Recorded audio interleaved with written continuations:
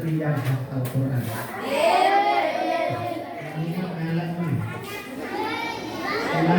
Ulangi. Yang ngajinya antum kusuk, Pak Guru doakan jadi santri di pondok pesantren yang hafal Quran. Orang yang hafal Al-Quran itu ketika nanti dia dikuburkan, jasadnya akan utuh, tidak dimakan belatung. Keistimewaannya orang yang hafal Al-Quran. Jadi pernah ada kisah di Jawa itu, orangnya sudah sepuh, guru ngaji di musola kecil, musolanya gede, reot, mau ambruk, tapi tiap hari simbahnya ngajari ngaji murid-muridnya. Matanya sudah seperti tidak bisa melihat, kulitnya keriput, jalannya sudah membungkuk, badannya kurus, tapi beliau seorang kiai yang mampu menghafalkan Al-Quran. Quran 30 juz itu apa? 30 juz itu terdiri dari 6.666 ayat. Terdiri dari 114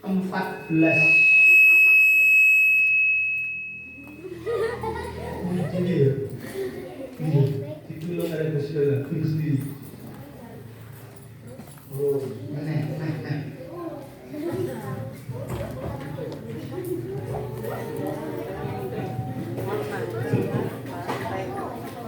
Sampai mana tadi?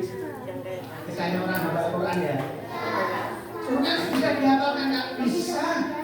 Di pondok pesantren itu kalau laki-laki, ini kalangan-kalangan ini, laki-laki nek gelem ngapalnya Al-Quran, mau menghafalkan Al-Quran,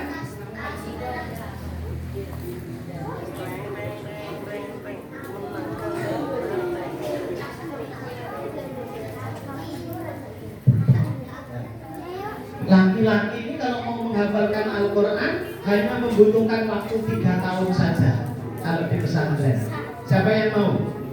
Oh, boleh tunjuk jari yang mau aja dulu. Jadi menghafal Al-Quran semua. Amin Allahumma. Hanya perlu waktu 3 tahun untuk mampu menghafalkan Al-Quran. Bisa kata Allah Subhanahu Wa Taala, orang yang mau menghafalkan ayat Al-Quran, maka hafalan Al-Quran itu akan disimpan di dalam dadanya dan tidak akan pernah lupa untuk selama-lamanya. Simbah ini tadi menurut cerita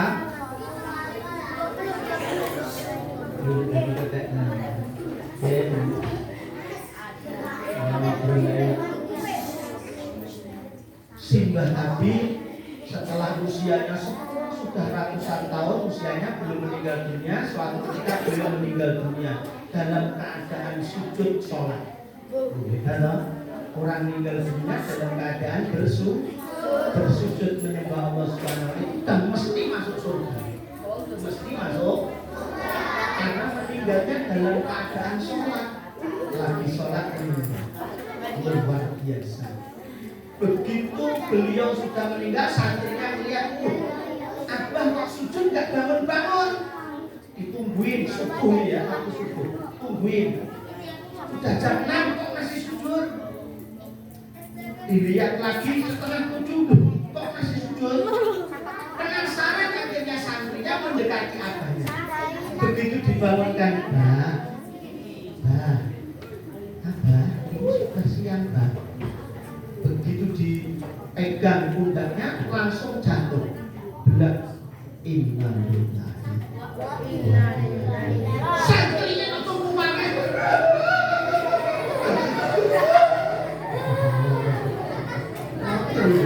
Santrinya langsung sampai melihat abahnya meninggal, santri nepotnya.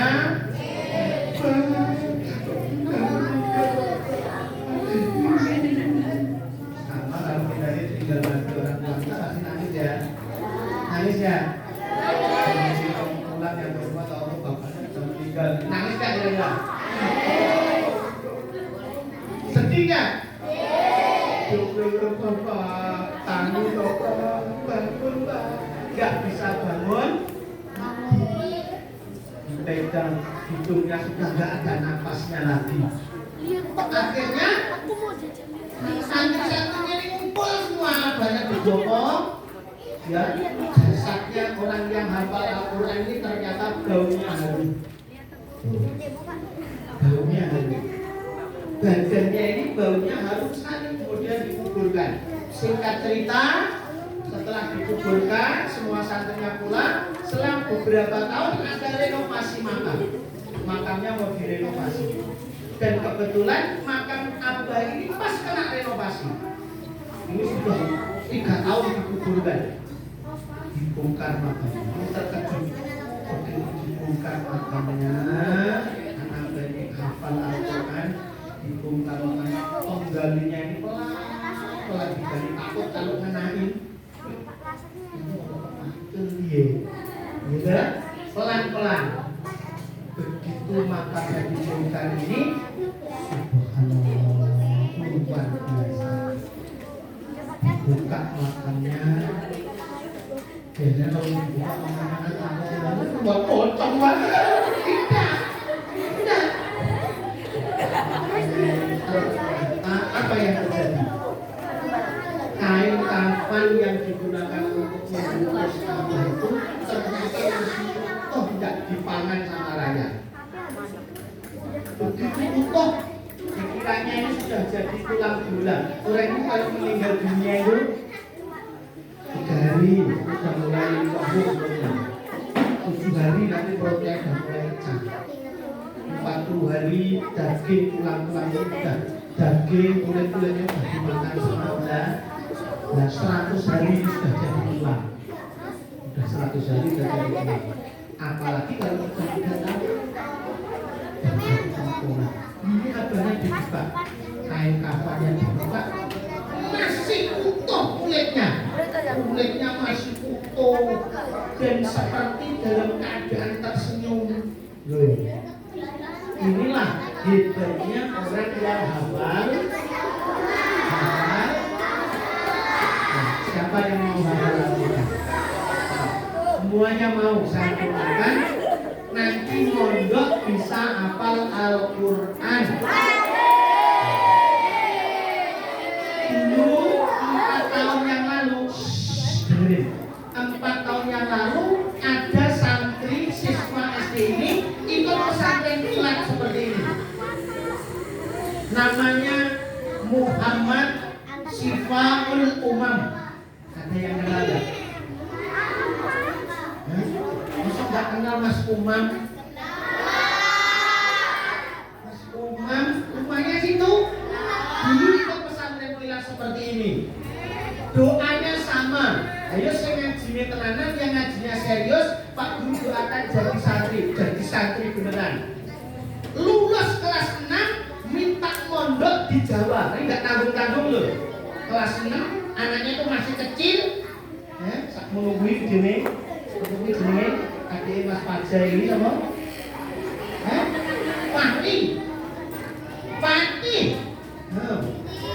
Adik Mas Paja. Tak doakan nanti kalau kamu ngajinya benar, didoakan jadi santri. Doanya dikabulkan. Sekarang jadi santri, sudah hafal bin Nador, mondoknya di Jawa Timur, tepatnya di Kabupaten Malang, Jawa Timur. Jauh kan? Masih kelas 6 sudah mondok. Dulunya ikut pesantren kilat seperti ini. Tapi waktu gurunya nerangkan tidak nurut. Orang ngobrol dulu lidah gue. Nurut, pintar juga anaknya, pintar, pandai, ngajinya luar biasa. Sekarang jadi santri.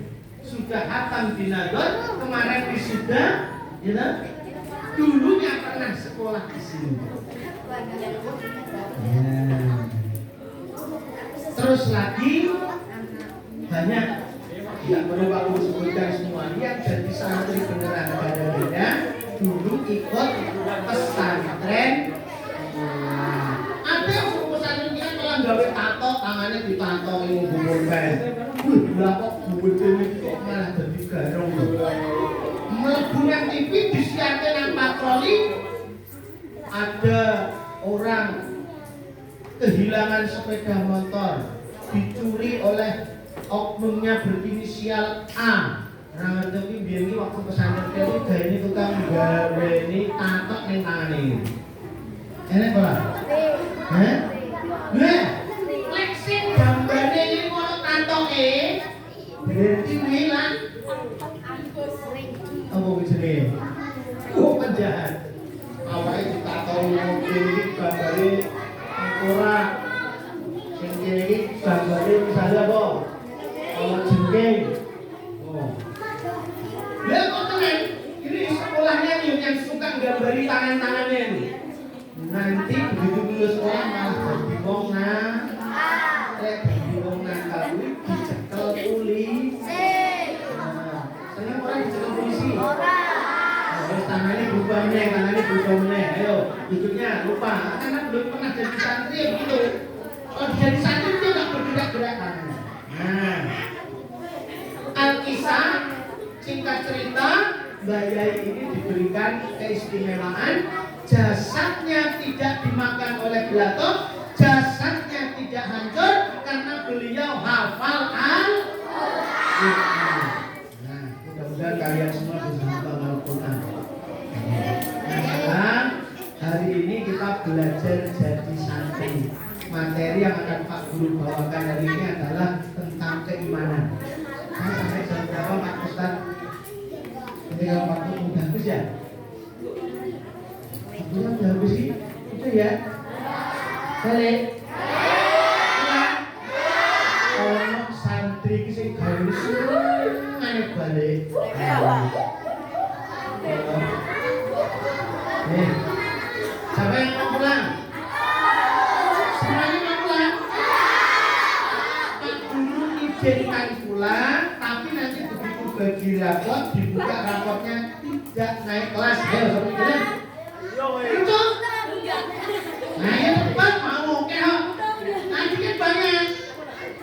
Boleh pulang, tapi nanti sebentar lagi habis bagi rapot. Begitu rapotnya dibuka, ada tulisannya tidak naik kelas. Siapa yang mau? Ayo.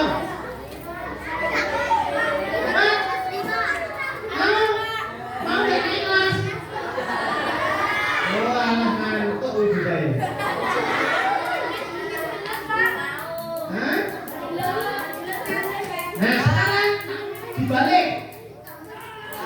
Siapa yang mau tidak pulang ya, tapi nanti begitu buka rapot tertulis ranking 1 dan naik kelas.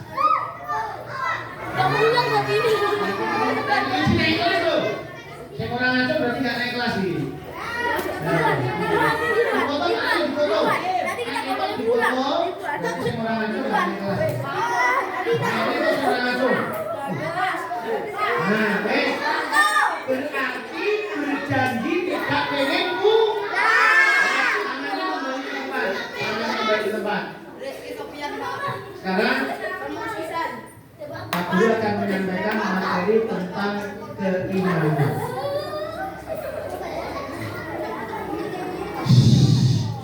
Untuk menjadi orang Islam yang kuat, ini sudah mulai materi loh. Nanti ditulis di buku Ramadannya, ya. Nanti di buku Ramadannya, kalau punya buku Ramadan, yang enggak nanti bisa ambil ya. Untuk menjadi orang Islam yang kuat, ini sudah mulai materi ini. Harus memiliki keimanan. Harus memiliki apa? Orang Islam yang kuat itu adalah orang yang di dalam dirinya terdapat keimanan. Pertanyaannya, Pak, apa tuh keimanan itu? Masih laku-laku ya, udah berdekat kan. Apa sebetulnya keimanan? Dengerin. Dengerin. Apa sebetulnya keimanan itu? Keimanan itu adalah keyakinan kita terhadap Allah Subhanahu wa Ta'ala. Maka di dalam Islam ada yang namanya rukun iman. Ada namanya apa? Rukun iman. Sekarang rukun iman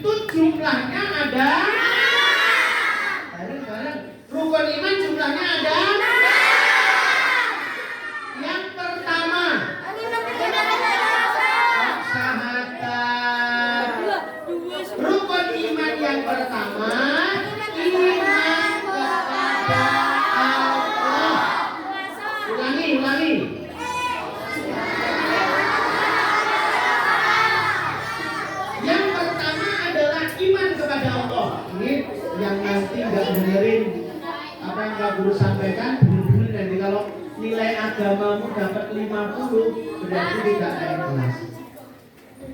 Agama itu paling kecil berapa Pak Ustaz? 70 paling kecil dirawat. Kalau nilaimu 50 maka tidak pernah naik kelas. Nah, agama ini udah nilainya 50. Jadi rukun iman yang pertama apa? Ya, rukun iman. Rukun iman. Yang pertama iman kepada Allah Subhanahu wa ta'ala. SBT ini Subhanahu wa ta'ala bacanya. Ayo, yang pertama iman kepada Allah. Caranya, dengerin. Cara kita beriman kepada Allah Subhanahu wa ta'ala harus tahu sifat-sifatnya Allah. Caranya bagaimana? Caranya bagaimana?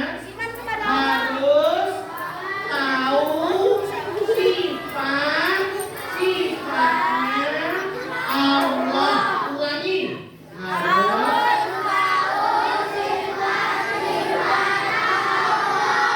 sifat wajibnya Allah ada berapa? Betul. Sifat wajibnya Allah itu sifat wajibnya Allah itu ada berapa? 99. Jumlahnya ada berapa? Ada 20. Apa tak balik? Ayo. Sifat wajibnya Allah ada 20. Ayo dihafalkan. Wujud kita Allah.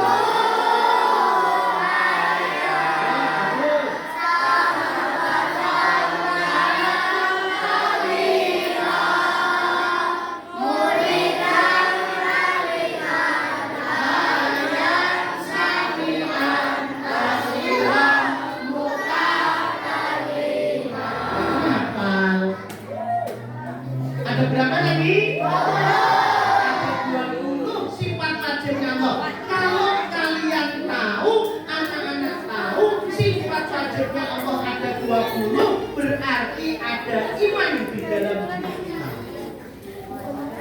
Allah yang menciptakan manusia. Allah yang menciptakan alam. Allah yang menciptakan langit, bumi, laut. Perhatikan. Dengerin. Coba nih, langit. Ada yang tahu langit? Nih, contoh kecil. Langit, mendung, awan. Allah ciptakan tanpa tiang satupun. Kalau bangun rumah nggak ada tiangnya, tapi Allah Subhanahu wa ta'ala menciptakan langit itu nggak ada tiangnya. Tapi karena Allah itu maha besar, Allah itu maha agung, Allah itu maha segala-galanya, diciptakan langit. Hei langit, kun fayakun, jadi langit tanpa tiang, enggak roboh. Allah ciptakan kun fayakun, jadi matahari, keluar matahari, enggak perlu ngasih api, sudah menyala tiap hari. Allah ciptakan laut, kun fayakun, jadi laut, jadilah laut yang sangat luas. Itulah Allah Subhanahu wa ta'ala. Siapa yang menciptakan manusia? Siapa yang menciptakan langit? Siapa yang menciptakan bulan dan bintang? Siapa yang menciptakan ibu bapak kita? Siapa yang mematikan ibu bapak kita? Siapa yang memberi makan kita? Bukan ibu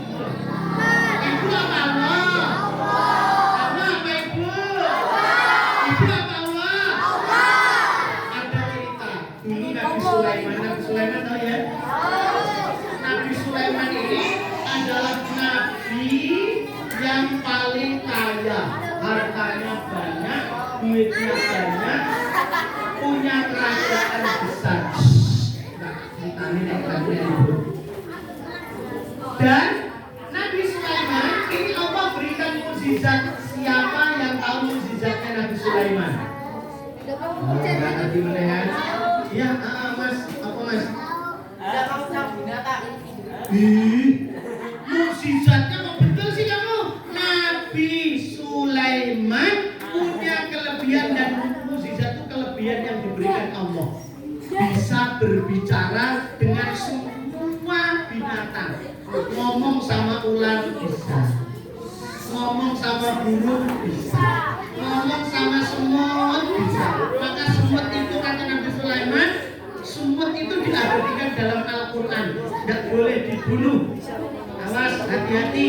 Di rumah ada yang suka bunuh semut ya? Oh, kalau kita bunuh semut nggak boleh. Kenapa?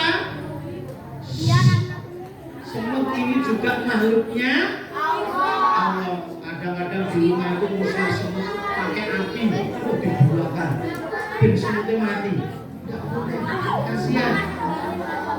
Ada lagi yang disiram air panas, kapok bebek mati, disiram air panas. Semut itu ciptaannya siapa? Semut itu ciptaannya Allah. Burung ciptaannya siapa?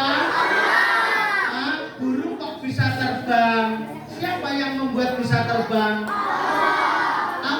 Allah ngasih sayap. Wahai sayap, gerakkan burung ini bisa terbang. Akhirnya coba kalau kalian tak kasih sayap, kira-kira bisa terbang nggak?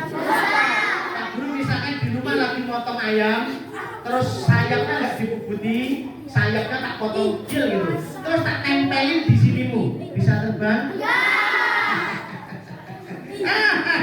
Bisa terbang? Katanya sayap bisa terbang. Aku pernah mimpi terbang, Pak, pakai sarung, Pak. Sarungnya tak ikat di sini, Pak, kayak Superman. Terus aku lompat dari kasur, Pak. Udah bisa terbang, Pak. Ada lagi anak kecil, ini di Jakarta. Anak kecil suka nonton film kartun yang bisa terbang.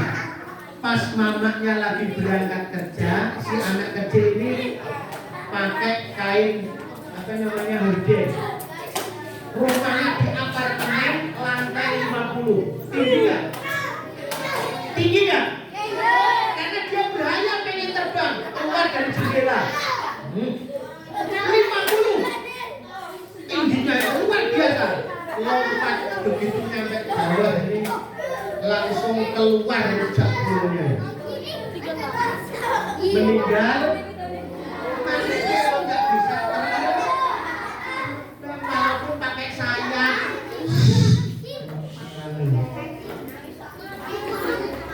Jangan ganggu, jangan diganggu. Jangan begitu jatuh, meninggal dunia. Mamanya nangis-nangis. Kenapa? Karena pengen bisa terbang, pakai kain diikat, juga bisa terbang. Karena hanya burung dan hewan-hewan yang bersayap yang Allah berikan kemampuan bisa terbang. Manusia walaupun dipasang sayap di sini sampai 10 nggak bisa terbang, Le. Ngedel. Naik pohon kelapa yang tinggi. Aku pengen bisa terbang. Buah mati malah. Iya kan? Betul nggak? Maka jangan coba-coba, karena manusia memang diciptakan tidak bisa terbang. Tapi manusia diciptakan punya akhirat, namanya kan bisa berjalan. Itu yang pertama. Sifat wajibnya Allah ada berapa? Iman yang pertama, iman kepada siapa? Iman kepada Allah. Ini yang tadi diapalin yang muncul hitam bangkok. Mu'alafatul hawadisi qiyamuhu binafsihi wahdaniyah qudrati rodat ilmu hayat sama basor kalam qadiran muridan aliman hayan samian basiran mutaka 5. Sifatnya ada 20. Kalau hafal berarti beriman kepada Allah. Yang kedua.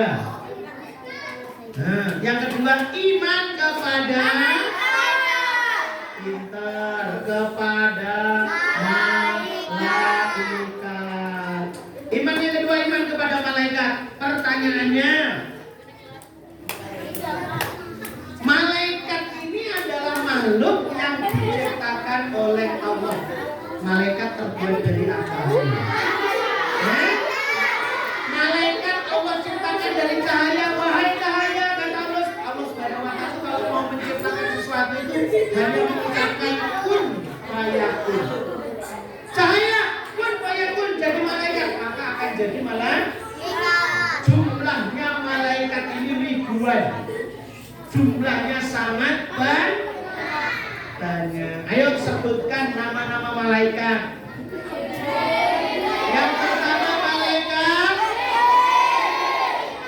Jibril bertugas sebagai apa? Dia mengirim atau menyampaikan wahyu. Wahyu itu apa? Firman-Nya Allah. Jadi dulu ada yang tidur, ada yang tidur. Silakan yang tidur, boleh. Malaikat itu diutus oleh Allah, malaikat Jibril untuk menyampaikan wahyu. Dulu pertama wahyu yang diturunkan oleh Allah Subhanahu wa Ta'ala terdapat di dalam surat Al-Qur'an. Iqra bismi rabbikal ladzi. Hafal. Ulangi. Iqra bismi rabbikal ladzi khalaqal insana min 'alaq. Iqra wa rabbukal alladzi 'allama bil qalam. 'Allamal insana ma lam ya'lam. Ayat pertama yang Allah turunkan ke Nabi kita Nabi Muhammad sallallahu alaihi wasallam melalui malaikat. Ada yang tahu malaikat Jibril? Nih, Pak Guru kasih tahu. Malaikat Jibril ini punya sayap yang sangat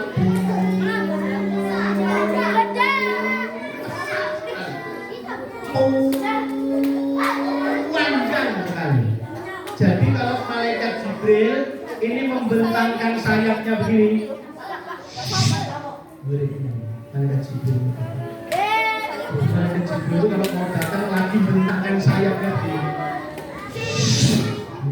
Ini sayap yang sebelah kanan ini tembus sampai wilayah bumi sebelah timur.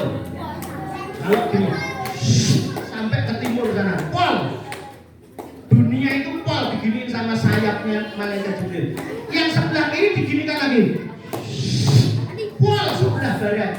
Jadi kalau malaikat Jibril ini terbang, dengerin, sayapnya ini yang satunya di ujung sebelah timur, sayapnya berada di ujung sebelah besar sekali sayapnya. Terus punya wajah yang ganteng kayak Pak Guru. Kuat banget.